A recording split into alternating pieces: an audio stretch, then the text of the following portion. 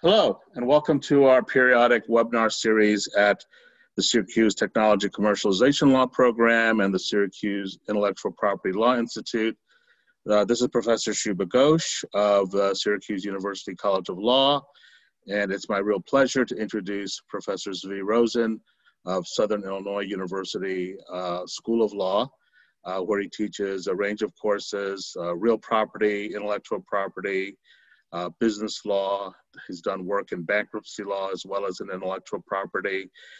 And he had a wonderful contribution on Paris versus Hexheimer, a late 19th century Supreme Court case for our Syracuse University Law Review's Symposium on Forgotten Intellectual Property Law Cases. And that case appeared again yesterday a little bit in the Oracle versus Google oral argument before the Supreme Court. And today he's here to talk about his book chapter in the shadow of the trademark cases, which will be appearing in the forthcoming book from Elgar, Forgotten Intellectual Property Law. So thank you, Professor Rosen, for spending some time with us. And please tell us about your chapter. It's really an interesting look at trademark law, jurisdiction, constitutional law, and some aspects of federal courts. Thank you. Yeah, I'm really excited for the book. It's looking really great. Let me throw up my few little slides here and talk about it. So let's go through that. Okay, let's start from the beginning.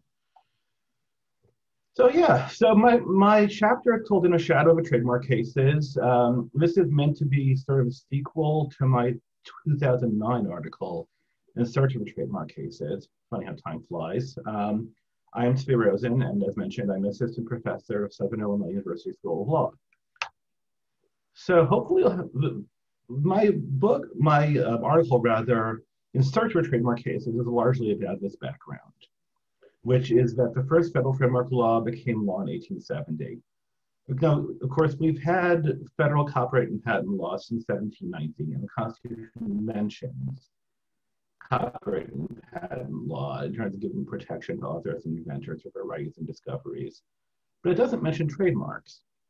Thomas Jefferson did talk a little bit about a federal trademarks law, but it didn't go anywhere. And it didn't end up happening until 1870. It was really only passed because we had a number of new treaties with foreign powers for reciprocal protection of trademarks. And so we passed this law in 1870 to give effect to those. In 1876, criminal remedies were added to the federal trademarks law. But in 1878, a federal court in Wisconsin found that the federal trademark law was unconstitutional, that Congress lacked the power to pass a general trademarks law. Now, the 1870 law was not limited to use in commerce or anything like that. It was just a straightforward registration-based system with no requirement of use. And that this went up to the US Supreme Court, actually a different case, and actually started to consolidate cases and reported called them trademark cases. At the time, it was United States versus Steffens, et cetera. And the US Supreme Court agreed. And the US Supreme Court struck down the 1870 federal trademarks law unanimously, holding that a trademark was not a writing within the meaning of the Constitution, and because there was no requirement of use in commerce in the law, it couldn't be upheld under a Commerce Clause. There was some mention about whether or not it could be upheld under a treaty power, but the court specifically decided not to address that. And this took us to the 1881 Trademark Act. So we said, we passed all these treaties with foreign powers. Clearly, we have to have something, otherwise we're in violation of our treaty obligations.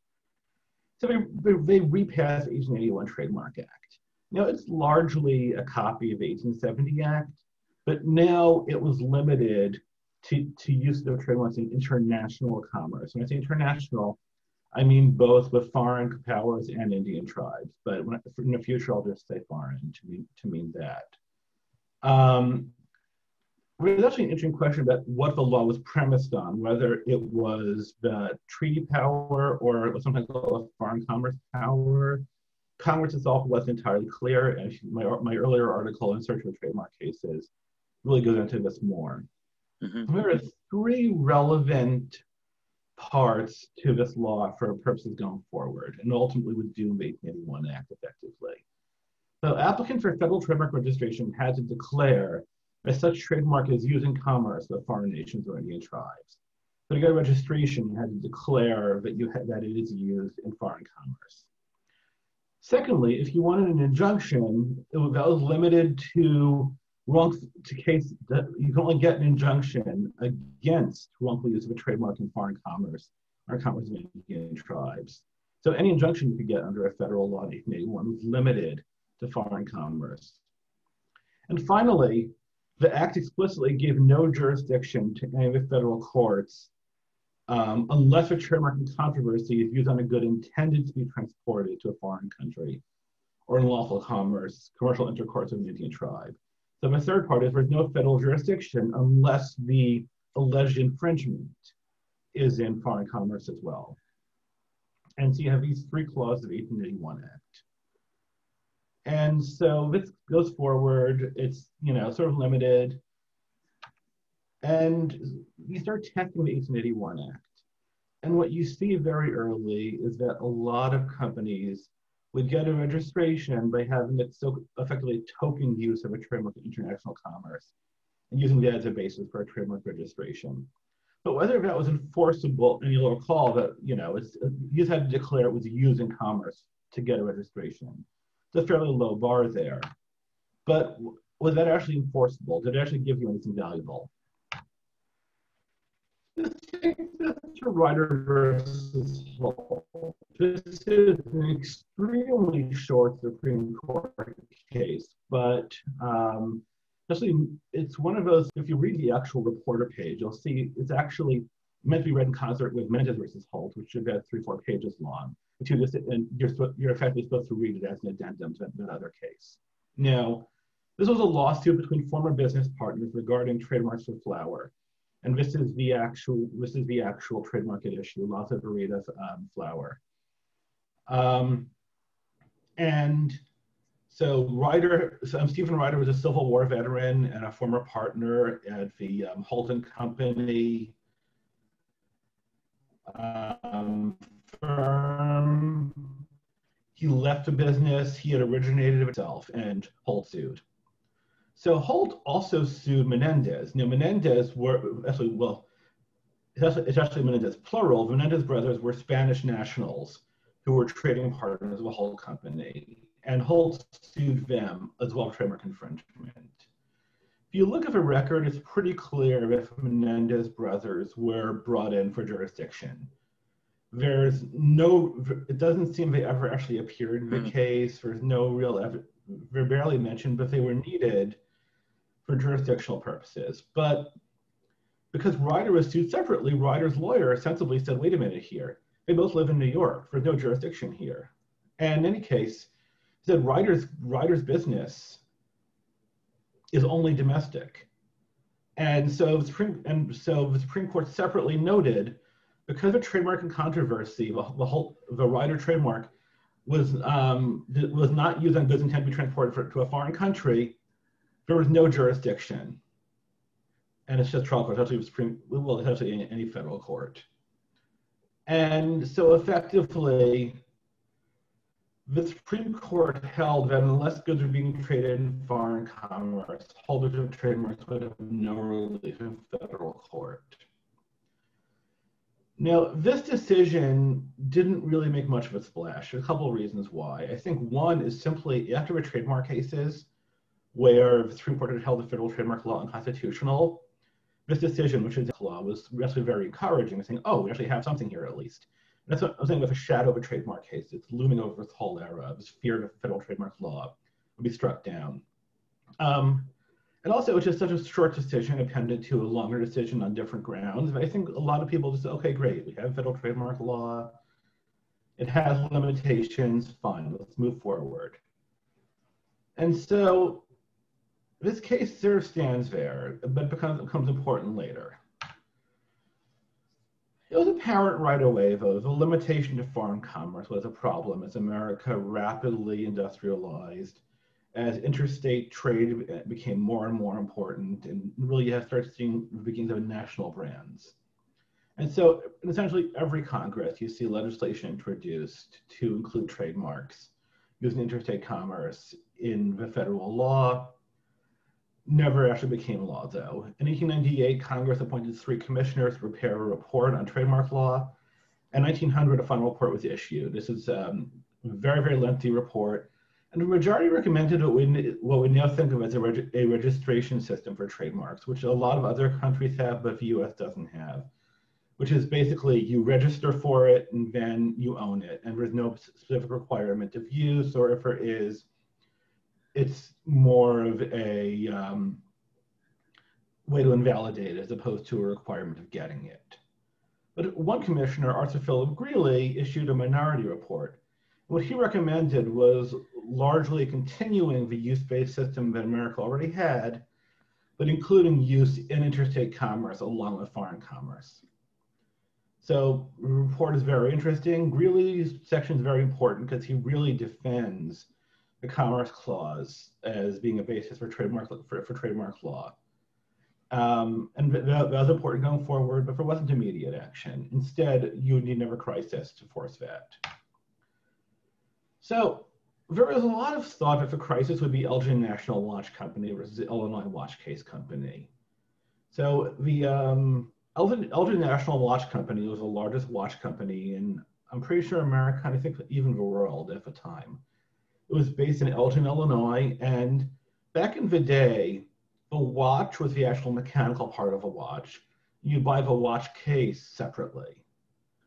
So the Illinois Watch Case Company was a separate company, and they moved their factory to Elgin, Illinois, which of course is the same town a watch company owned. They began selling watch cases called Elgin Giant and Elgin Pride, even though they were not the Elgin National Watch Company. However, they were also based in Elgin. Illinois Watch Case, in addition to other arguments, and the case is known for us for other reasons, but has their federal jurisdiction. And indeed, if you look at the last part of the 1881 Act, the 1881 Act explicitly did not give jurisdiction to any federal court in an action between the citizens of the same state unless a trademark is intended to be used in foreign commerce. So Illinois Watch Case said, wait a minute, the court has no jurisdiction. Why are we here? And interestingly, and this is a weird move, but I think the court really didn't want to address it because both the constitutionality of the 1881 Act and federal jurisdiction were both addressed in a motion to dismiss. The motion to dismiss was continued on. I said, let's hear the case, but the question was continued. The Supreme Court focused on geographically descriptive marks and held that because a mark is geographically descriptive, it's not a Elgin National Watch is not a valid trademark. But obviously no longer the law, but valid decision at the time. They refrained from any discussion of whether they had jurisdiction to hear the case. Really kind of a weird holding conceptually, and it tells you that the court really didn't want to address this. But just 2 years later, they didn't have a choice. Disputes between 2 pharmaceutical companies over a similar name for an identical product. This time the companies were based in different states. And in this case, the Seventh Circuit found the mark was descriptive. I talked to a couple of people who are knowledgeable about pharmacy, and what they've said is, yeah, this is descriptive, if not generic, from a professional standpoint for this basically pancreas extract. But Warner appealed to the United States Supreme Court, and there was an interesting thing where the Circuit Courts of Appeal were only created in 1891 by the Evarts Act, which up until that point, the circuit courts were actually trial courts. And in fact, in this case, it was heard by the Circuit Court for Illinois, then the Circuit Court of Appeals. So there were two, which existed until I think 1905, that sort of dual circuit system. But under the law at the time, decisions of the Circuit Courts of Appeal were final if they were premised on diversity jurisdiction. So jurisdiction was based on citizens being from different states. The decision of the Circuit Court was final. And so either, accordingly, if this is based on common law unfair competition, then there's no appeal to the Supreme Court. They have to rely on federal question jurisdiction from a trademark law. This trademark, since two pretty oddly token sales of this to Australia in 1882. I don't have evidence of this, but I'm guessing this is probably a system a lot of people use, where someone in Australia said, "Sell us a couple of items and pay us a fee. You can say you have foreign use." So Zvi, you're saying that this, for the diversity jurisdiction, then are you saying this was based then on the, just to make sure I understand, this was based on common law trademark or state trademark law? Well, they argued both. But they argued both, okay. Yeah, they argued it was state unfair competition and state trademark law. Okay. And argued federal question, but they couldn't get to the Supreme Court unless they had federal question. I see. Because of 1891 Judiciary Act that created federal courts of appeal. Oh, okay, got it, okay. And the Supreme Court says the 1881 Act could obviously only be violated if the actual infringement was in commerce. It didn't matter that you had sold a copy internationally at some point to get registration. You couldn't bring an action to enforce your rights under the federal trademark law unless the actual infringement was in foreign commerce. And what they effectively said, therefore, is that there is no domestic federal trademark law. You have to rely on state trademark law and state unfair competition law. And that got people's attention. That was clearly a problem. I have a little editorial from the Washington Post here about the reprint called Trademark Troubles. And they call this a rather startling condition of affairs. And a new law was really a priority after this. And you start seeing some very rapid moves, both majority minority views from that report from 1900 that I mentioned became bills. And then Representative Boinja, I believe is how you pronounce it, he was, I think, the chair of the Judiciary of the Committee of Patents. And he basically wrote up a synthesis bill, still largely based on the minority bill, aka the Greeley bill. And the Committee on Patents reported it. Shortly after it was reported, I think this was reported December 14th of 1904. It became law February 20th, I believe, of 1905. So Congress was not in session for a lot of time after the Warner decision. The Congress actually moved really quickly. Once this was passed, the commercial community said, wait a minute here. If we have no federal trademark protection at all, and our previous practice of using these de minimis sales internationally is not enough for a federal registration, then we really need a new law. And you actually saw, as a little tidbit, a lot of scammers pop up after this law saying, oh, your previous federal registration is no good. Let us help you get a new one. Interesting little thing. And it's like Greeley, who was sort of the originator of this bill, spent a while and wrote a pamphlet sort of striking back at these scammers. So you have this new law, all is well, right? Well, we're still in the shadow of the trademark cases. And this fellow Gaines is Old Crow whiskey. If you look, he's in repeated litigation with people over, if you had a kind of whiskey with some kind of bird in its trademark, he would sue you, it seemed. And so Gaines sued next, and Gaines kept losing in his lawsuits. And I think he got sort of sick of it and said, you know what, I'm just going to rely on state copyright law. And so he just said, you know what, let's try to torpedo the entire federal trademark law again. And if you see with the Supreme Court, he actually asked the Supreme Court clerk for copies of the briefs from the trademark cases almost 30 years earlier. And the briefs really talk all about the issue of whether Congress has a power under a Commerce Clause to legislate under for trademark law. I mean, really, the briefs go into great depth on this, and you're sort of prepared for this constitutional battle to relitigate the trademark cases. The Supreme Court did not want to do that. And in a decision that I believe is 2 lines, they dismissed the case for lack of jurisdiction. And they relied on basically they're saying, well, because this is an appeal of examiner decision, but we have no jurisdiction. Kind of questionable decision, but they're relying on explicit clause in patent law, I think subject to trademark law. I think it was just a way to dodge the issue, but Hmm. it's hard to say for certain. There were subsequent cert petitions to try to do the same thing, to re-argue the trademark cases. A paper that talks about them a little bit, but none were accepted. And so in the end, you see the shadow of a trademark case is beginning to lift with a new law, and the Supreme Court basically refusing to address challenges under backgrounds. So the last thing I wanted to discuss is sort of a little tidbit of the 1905 Act, because the 1905 Act was really sort of a half measure. There is a famous article by William Rogers where he talks about the expensive futility of the federal trademark law. He's talking about the 1905 Act. And it was a half measure, but it did add some new clauses. And one of them was a prohibition against registration of immoral and scandalous marks, which of course was before the Supreme Court. Was it really last term? Or was it, I'm not, man. In the Brunetti case. Mm-hmm. Yeah, wow, time flies.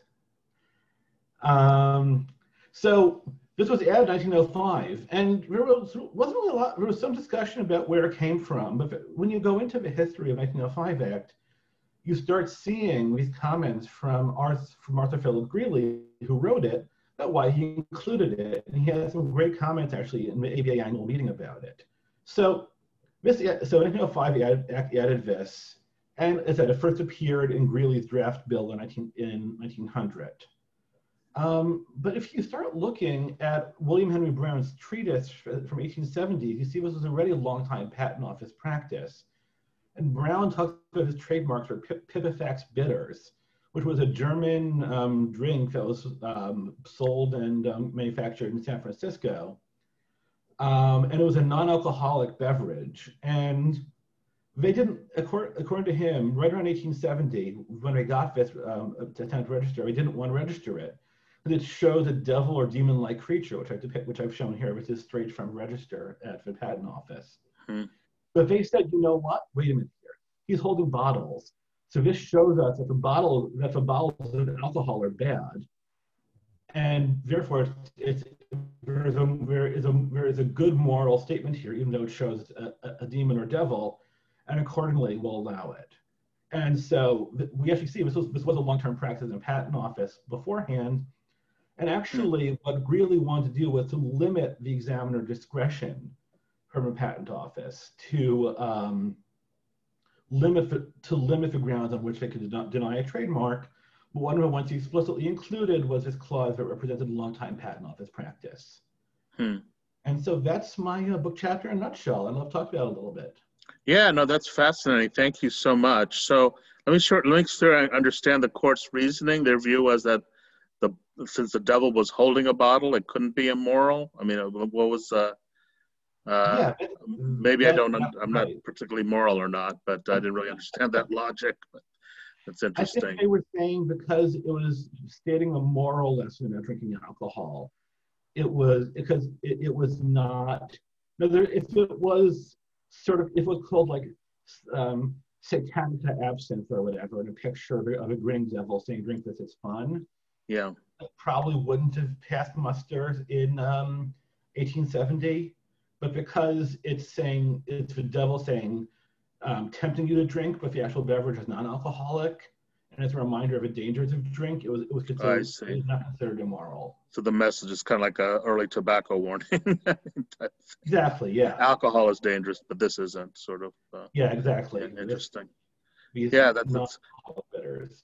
Well, that's a wonderful paper. You know, one of the things you mentioned about your earlier paper on Parks versus Hexheimer, how that appeared again yesterday in the Oracle versus Google argument regarding copyrightability of APIs.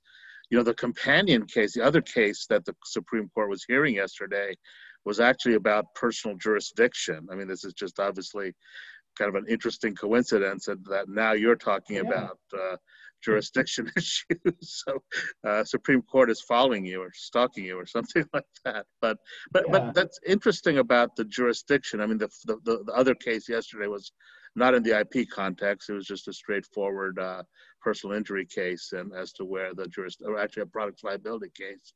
as to whether there be jurisdiction over Ford Motor Company, and what's the basis for that. I'm just surprised we're still arguing that. But then I see how from 1879 to, basically right before World War I, the court was trying to struggle with this basic question about jurisdiction regarding trademarks. Was a lot of this problem having to do with internal debates, having to do with federalism and creating a national body of law versus relying on state law, or is that pretty much what was going on here? Yeah, well, if you go back to my In Search for Trademark Cases paper, one thing I talk about is how a lot of businesses in 1880 said, you know what, federal trademark protection is not a huge deal for us, except in terms of meeting our treaty obligations. And what they were really concerned about was reciprocal protection. They wanted to make sure foreign governments would enforce their American trademarks because we were enforcing the trademarks of foreigners. And that was never an issue under this act. If you were based in France, the federal courts could enforce your trademark. That was easy. And that really changed. And you see the shift in America over these 20, 25 years, where it was no longer really acceptable to stick with state trademark protection just for domestic products. And it was really increasingly a problem to have to rely on that, get a 50-state registration. I think that parallels the expansion. And you do see a lot of mentions of federalism and federalism-type concerns in the 1880 debates. I don't think you see them nearly as much in 1900. I do think it's probably still in the backs of people's minds, but I mean, and it wasn't seen as quite a violation of federalism. Of course, the trademark cases pretty much say that a trademark is not use in commerce. They say it's an incident to commerce, but not use in commerce. And it's dicta, but it's pretty strong dicta, I think, for saying what the view was at the time. And that's why the Supreme Court didn't want to hear it in Gaines versus Next. If they had to really address what the Supreme Court said, they'd have to say, well, we were wrong there. I don't think they wanted to do that. They didn't want to overrule itself. Yeah, interesting. Yeah, and of course, the Commerce Clause is still an issue now. I mean, with the Affordable Care Act, but now, and especially when we saw the revival in the 1990s, with Lopez and Morrison, and I mean, I guess technically the Sebelius case, the court did find a problem with the Commerce Clause. As I say, they bit into the broccoli argument, which I found really shocking, though it was saved on other grounds. But of course, I guess the political economy of that is concern over congressional overreach and over regulation and so forth. I guess do you have a sense of what the political economy was in the late 19th century, early 20th century about congressional power? I mean, because clearly trademark law, this type of act would have been pro-business. I mean, it's really hard to imagine that as being congressional overreach in the same way that some people characterize, healthcare or the Violence Against Women's Act and things like that. I think that's right. I think there was some resistance in Congress in 1880. In fact, you have a couple of people who pretty clearly had been on Confederate side in the Civil War talking about how we should limit federal criminal law, and that's why there was no criminal provision in the 1881 Act on federalism grounds. By 1900, I don't think those concerns were as prevalent. I think the general sense was still, I mean, I think this was still past muster under Lopez and all the other cases, but I think the very cramped view of the Commerce Clause that you saw in 1880 was already kind of passé. And the Greeley report basically goes into this and says, we're kind of splitting hairs here. This is clearly part of commerce. And so I think it changed quite a bit, actually. Yeah, it'd be interesting to look at. I know Professor Farley, Christine Haight Farley at American has written about, as you know, and I think you've cited, and we've talked about the treaty issues that arose in the early 20th century and some of the trademark disputes that came under that. And I'll try to put a link to that work. And I think Professor Ramsey at San Diego has talked about this as well. So it's really interesting to think about what exactly the politics of all of this this was, in terms of, why it, just the hesitancy. And maybe it was just as simple as the court didn't want to overrule its 1879 decision. It was sort of this sort of the pressure of precedent, as you say, the shadow of that was affecting why this took so long to move. And I guess you had the same issue. I'm sorry, go ahead. I think that, yeah. No, sorry, I interrupted. No, I was going to say, I think that, and didn't want to touch it. I think that, until the issue was forced, until it became clear how unsatisfactory the 1881 Act actually was. Yeah, yeah. I mean, I guess we had sort of a similar issue. I don't know much about the history, and probably you do, or the background, with federalizing, creating the 43C cause of action. Federalizing the disparagement of a trademark, or those kinds of actions, the blurring and tarnishment actions. And that didn't happen. And we had the Lanham Act in 1947, and then we didn't have. And then we did have a lot of these types of likelihood of disparagement, likelihood of tarnishment claims under state law, but they didn't get federalized until the 1990s. And it's kind of interesting that took so long. I know Professor Bone has a paper suggesting just how the state bar might have been involved in trying to carve out a space for itself at the state level, as opposed to federal courts. But I mean, it's interesting that that's another example of this kind of slowness of the Congress acting. Yeah, well, one thing that I go into in the paper a little bit, I didn't talk about it too much in this presentation, is that you still have this distinction between technical trademarks and unfair competition, right? Where you couldn't register descriptive marks under all of these laws. It's only, I think, in 1920 where they allowed you to register descriptive marks. And so you do have a slow evolution of federal trademark law from protecting technical trademarks to protecting descriptive marks, to a Lanham Act that really expanded that dramatically. And then dilution, I really feel, I don't know how dilution would have looked to people back in the day, because the whole brand economy was still developing, I think. I think in 1880, you didn't have a lot of national trademarks. Whereas by 1900, you kind of did. Yeah. I guess that's maybe what happened, is just the part of the parallel story to this, and that's what makes intellectual property interesting, is sort of the cultural, the economic, the business developments that were occurring that probably got reflected in terms of what the economic and legal interests were. That then, either went into state law or federal law. So I think there's just a lot here, and I think this is a great contribution to the book. So thank you, as usual. It's a really, really interesting work.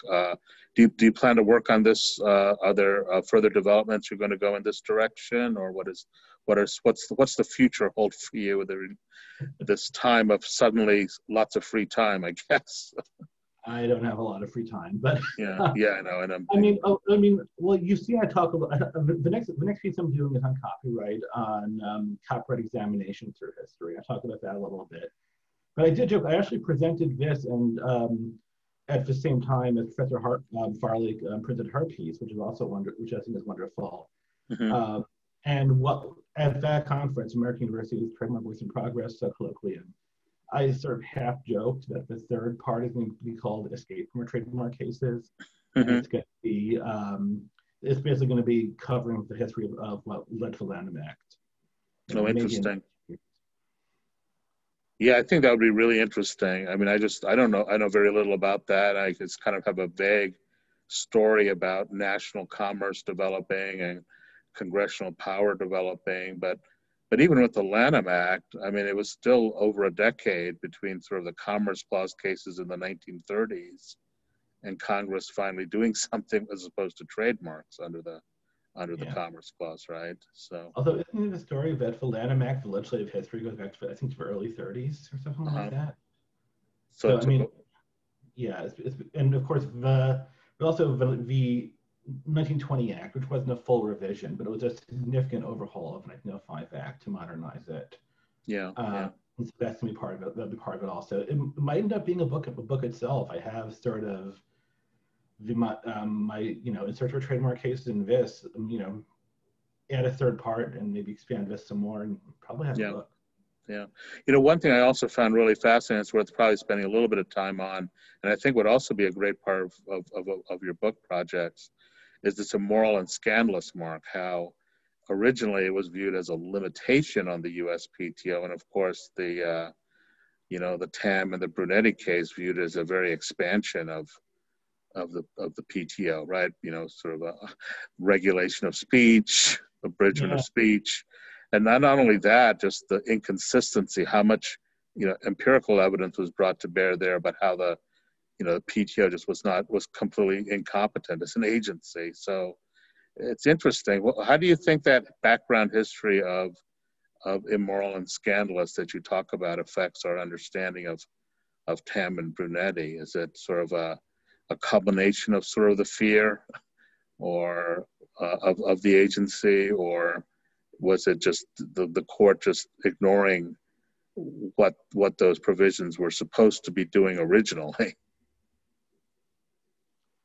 Yeah, well, it's interesting because one of the really cool things I found was, I was aware of William Henry Brown.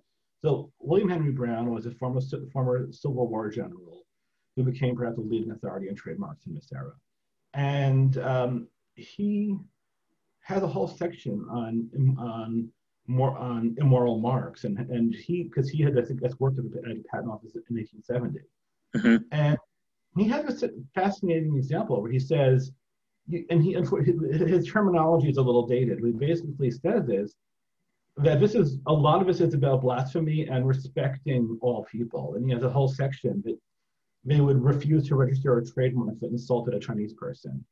Yeah. And I was like, but he was clearly focused on this ideas of respect and comedy, I guess you would say. And so I think that it's interesting in terms of the Tam case. Really, of course, Brown wrote his first version of this chapter in 1873. But I think in some ways you could find some support in his view for how the Tam decision ultimately came out, but perhaps not for rationale. I think Brown probably would have disagreed on the rationale, but agreed with the holding, is my guess. It's hard to know, Yeah, but I'm sorry to interrupt. Yeah, and it gets weird because the whole First Amendment. I don't know what he would think about seeing the First Amendment from his, 19th century, that lens, because that's certainly changed. I imagine he might have more of a Justice Rehnquist view of the First Amendment, that it's meant to be pretty narrow, and probably, Justice Rehnquist wouldn't want the First Amendment even go to as far as protecting burning a flag, which I find kind of extreme. But I do understand some of the limitations of the First Amendment as far as commercial speech and so forth. So, Brown was a former general in the Union Army in the Civil War, and so he presumably supported a lot of Lincoln's measures that would totally fall on a First Amendment nowadays. Yeah, interesting. Was he related to the Justice Brown who wrote Plessy versus Ferguson? Or do you know? Or what wasn't? Don't know. I'm just curious. Yeah. There's no reason why, but I was just curious when I saw that. And then he was certainly still active then. I know the last version of the treatise was 1898. I don't know offhand. That's an interesting question. Yeah. I actually should know. Is Justice Brown with an E or no E? I don't remember. I think it's without an E. And that's also interesting because he was I don't know if he was I don't know if he fought in the Civil War, but he was a Northerner who wrote that opinion. I mean, so it's sort of kind of ironic. I don't know if ironic is even the word, but unexpected, I guess. So it's way off. That was a crazy case, of course. Of course, the whole background of that. But yeah. No, I'm just curious, especially when you mentioned his, the other Browns, your Brown's version of comedy and respect and so forth. Yeah, so it's interesting. There's a one factoid about William Henry Brown that it's interesting to keep in mind. You talk about him and that he was severely wounded fighting for the Union. In fact, he wore a long beard for the rest of his life to sort of hide his injuries. And so it's you sort of imagine someone who probably was very much a man of his time and probably would take umbrage at attempts to roll back what he had suffered for, but that's really, imposing modern views. It's hard to know for sure. Yeah. Yeah, it's interesting. It's also interesting that you mentioned the connection to Lincoln. I mean, because there is sort of an interesting, not only Commerce Clause, but just generally what the role of Congress is relative to, the judiciary and the executive branch. If I would wonder, just as kind of a naive hypothesis, how much Brown was informed by, probably some view of executive power versus legislative power, and how that might have affected Congress's role here. So, but well, Brown would have been a political appointee in the Grant administration, right? Yeah. She had lost 1970. So yeah, interesting. Well, thank you, Professor Rosen. This is really fascinating, and I think it's again a great chapter. And I think thank you for taking the time to talk with us. I'm hoping these videos, really support the book as providing another dimension of this. So I really kind of want to market the webinars along with the book. So that this really helps with that regard too. So thank you very much. Yeah, my pleasure. Thanks so much. It's been great to talk about this. Yeah, thank you again. So, okay. All right. What about, I wanted to stop recording this, so, okay, that's what we're